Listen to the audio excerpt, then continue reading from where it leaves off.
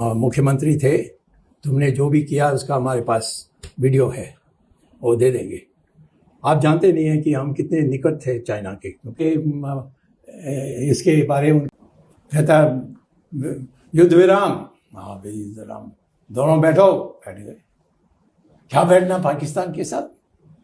हम तो अपने को चाइना और अमेरिका के संबंध समझते थे, अब तो हमारी नाम ही नहीं लेते, अब तो चाइना और अमेरिका। क्या हमारा प्रधान सेवक ऐसी करता है?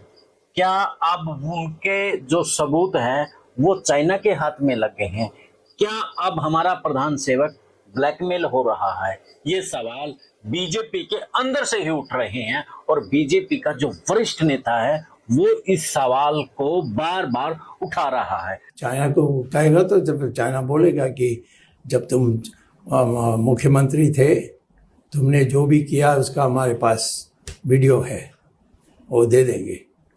आप जानते नहीं हैं कि हम कितने निकट थे चाइना के, क्योंकि इसके बारे में उनके पास इतने बड़ी दस्तावेज है। चाइना के पास, आप कह रहे हैं अमेरिका के पास भी डॉक्यूमेंट्स हैं, चाइना के पास भी। इसीलिए दोनों के सामने कुछ नहीं बोल सकता। कहता युद्ध विराम, हाँ भाई युद्ध विराम, दोनों बैठो, बैठ गए। क्या बैठना पाकिस्तान के साथ? हम तो अपने को चाइना और अमेरिका के संबंध समझते थे, अब तो हमारी नाम ही नहीं लेते, अब तो चाइना और अमेरिका बस। इस मुद्दे पर जहां बीजेपी खामोश है तो वहीं प्रधान सेवक भी खामोश है।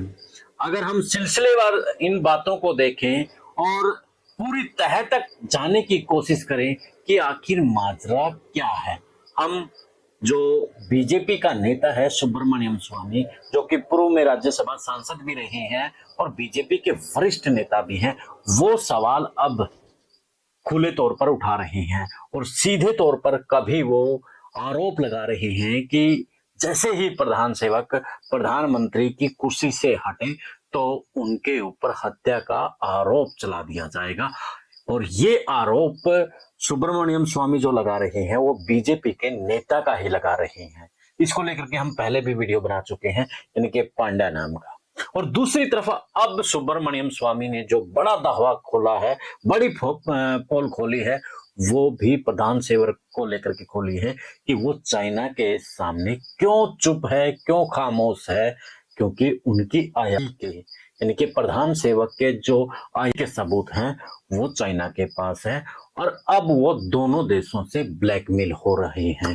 तो ऐसे में ये लोकतंत्र के लिए बड़ा खतरनाक है, क्योंकि देश का प्रधानमंत्री अगर ब्लैकमेल होता है तो इससे देश की पूरे सिस्टम के ऊपर असर डलता है। तो अब आज इसी के ऊपर हम चर्चा करने वाले हैं और थोड़ी सी हम भी कोशिश करेंगे कि क्या माजरा है, क्या खेल है, क्यों सुब्रमण्यम स्वामी उनके ऊपर आरोप लगा रहे हैं, क्या कुछ खेल है, थोड़ी सी जानकारी कलेक्ट की है और आपके बीच में लेकर के आए हैं। तो इसलिए आप भी चैनल को फॉलो शेयर और सब्सक्राइब कर लें और इस वीडियो को ज्यादा से ज्यादा शेयर करें।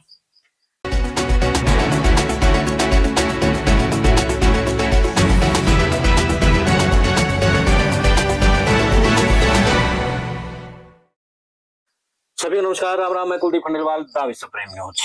आज का टॉपिक बड़ा गंभीर है। गंभीर इसलिए हो जाता है क्योंकि देश में जहां राष्ट्रवाद की बात हो रही है और जो राष्ट्रवाद की बात कर रहे हैं वही ब्लैकमेल हो रही हैं और ऐसे देशों से ब्लैकमेल हो रहे हैं जिन देशों को कभी देश के प्रधानमंत्री खरी खोटी सुनाने से हिचकते नहीं थे, उनको सीधे तौर पर चेतावनी देते थे।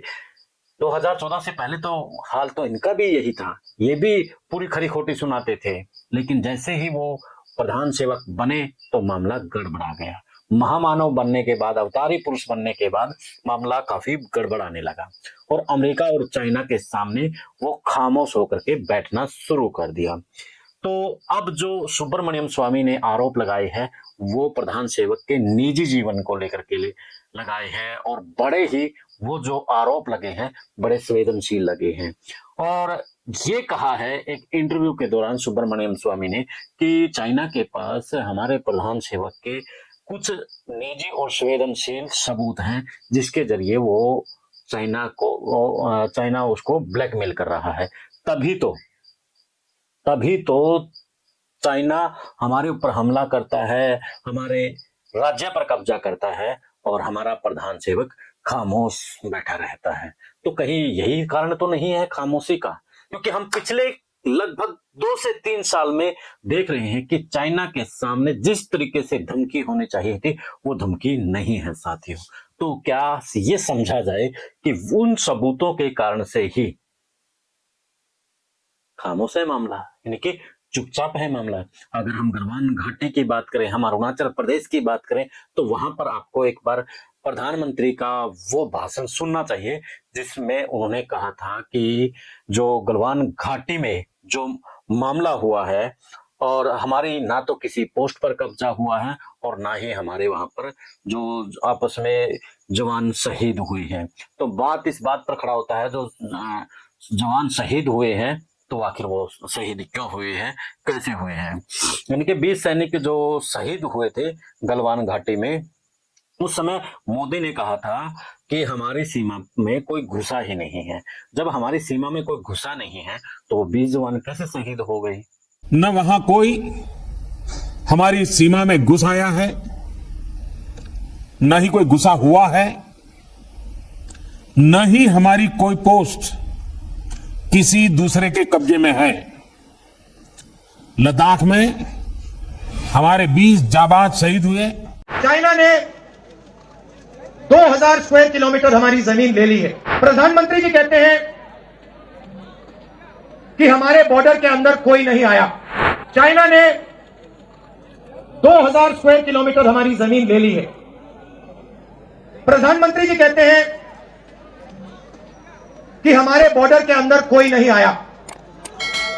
तो भैया प्रधानमंत्री जी, अगर कोई नहीं आया तो हमारी सेना उनकी सेना के साथ 21 बार क्यों बात कर रही है?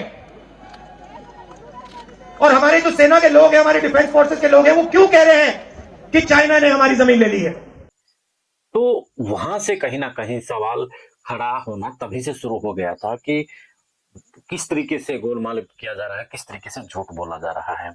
अरुणाचल प्रदेश है जो हमारे देश का राज्य है, उसको किस तरीके से चाइना अपने राज्य में, वो अपने नक्शा में, हमारे भारत के राज्य को वो अपने नक्शे में दिखा रहा है, लेकिन हम लोग वहां भी खामोश हैं। तो समझा जा सकता है कि कुछ तो मामला है। अब सुब्रमण्यम स्वामी ने कहा है तो सवाल तो उठना लाजमी है, और उस पर प्रधान सेवक की खामोशी भी है, तो सवाल तो अब उठेंगे ही।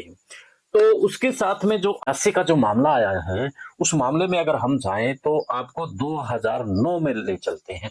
2009 में एक जासूसी कांड उठा था, अगर आपको याद हो। तब जो उसका लड़की का नाम है बदला हुआ माधुरी, तो काफी जो रिपोर्ट्स थी मीडिया की, उसमें वो खबरें छपी थी। और प्रदीप IAS था जिसने इस मामला को लेकर के किस चैनल पर इंटरव्यू भी दिया था। उसे कुछ अंश देखिए, क्योंकि फिर हम ज्यादा नहीं दिखा सकते हैं। में कहावत है ना, चोर के दाढ़ी में तिनका।